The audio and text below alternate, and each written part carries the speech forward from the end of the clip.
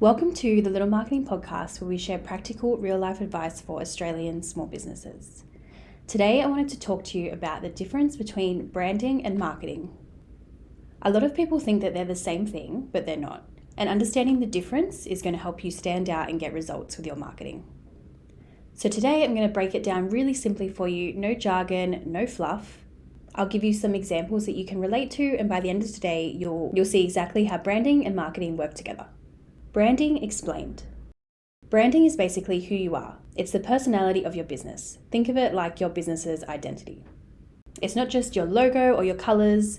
Businesses think that as soon as they have a nicely designed logo that they're branded, but it goes way deeper than that. For example, it's the way you look, so your brand, your colors, your fonts.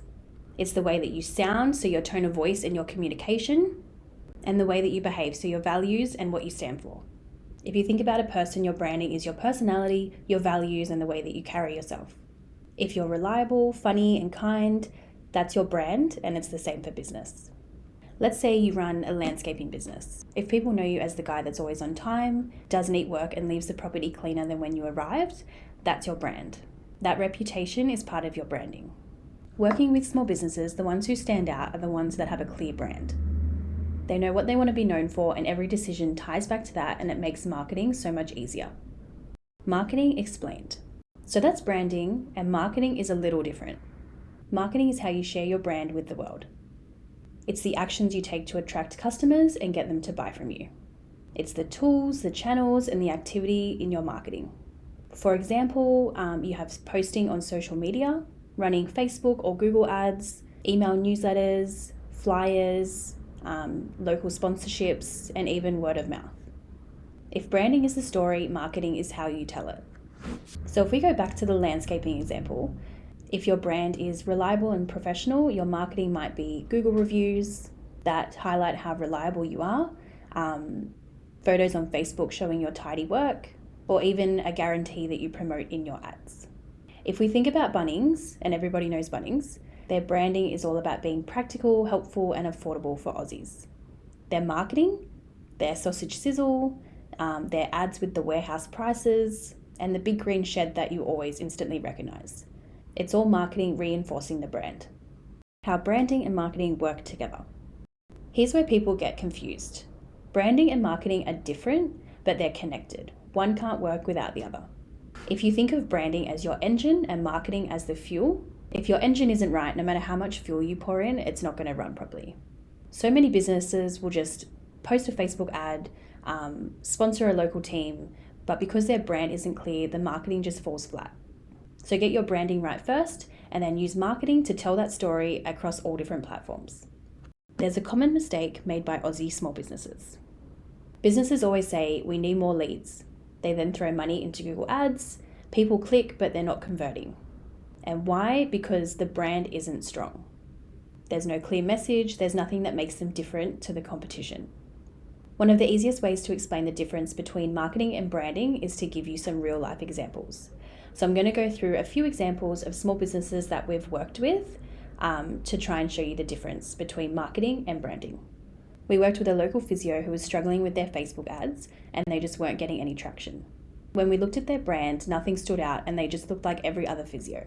But once we nailed their brand, focused on being a family-friendly physio with extended hours and a personal touch, suddenly their marketing started to work, people resonated with it, and they started to trust them. Or if you take a local plumber that we worked with, now plumbers are everywhere and it's a pretty crowded market. But what we realized was that his point of difference was reliability. He was always on time, he was always super clear with his quotes, and made sure that there was no hidden surprises. So we built his brand around that, on time and no surprises. And once the brand message was clear, his marketing just fell into place. His ads literally said what he promised, which was, we will be there when we say we will. His customers loved it, and it gave him a strong point of difference. Then there was this little boutique gift shop. They stocked handmade, mostly Aussie-made products. Their brand wasn't just about selling things, it was about supporting local makers, telling the story behind each product, and connecting customers with that sense of community. So their brand became all about storytelling. Once we nailed that, marketing became easier. Instagram posts, for example, they weren't just product shots, They were mini stories behind the makers of each product. That kind of branding made their marketing feel authentic, and their customers connected straight away. And finally, a local cafe that we worked with. So there's lots of cafes everywhere. They're all competing on coffee quality and funky interiors. But this cafe was leaning into community. Their branding was all about being a local hub, somewhere to meet, somewhere to connect, and to feel a part of something. That meant their marketing wasn't just about their coffee. It was about sponsoring local events, sharing customer stories online, and really making their cafe feel like a home. That strong branding made every bit of marketing feel super consistent. So if we bring it all together, branding is who you are and marketing is how you share it.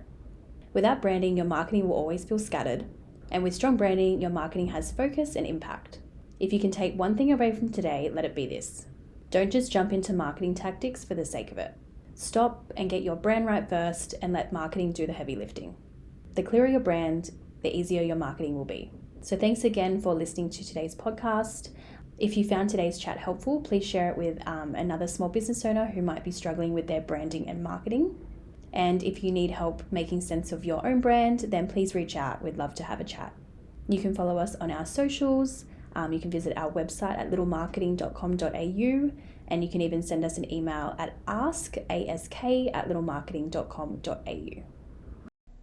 Please note that all the information provided on this podcast is general in nature and is not intended to be specific advice to your individual situation.